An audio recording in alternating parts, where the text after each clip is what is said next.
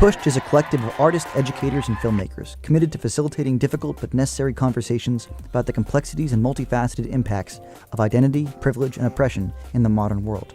Our team comes from a variety of backgrounds and is able to look at modern forms of inequality in multidimensional cross-cultural ways that allow us to speak effectively to dramatically different demographics. Our projects are divided into two main fields: traveling education work and documentary film.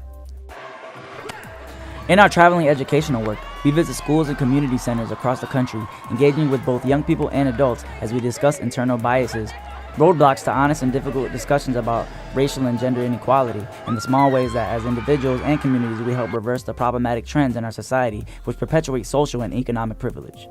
White people are constantly consuming the cultures of people of color. So it raises some really interesting questions. Hip-hop's rich history of speaking truth to power, as well as the complex history of how hip-hop impacts perceptions of race and class, make it an incredibly effective way of starting and maintaining difficult discussions with young people about issues they are often uncomfortable breaching themselves. We work in both public and private schools in both rural and urban areas as we seek out conversations in a variety of different racial and cultural settings.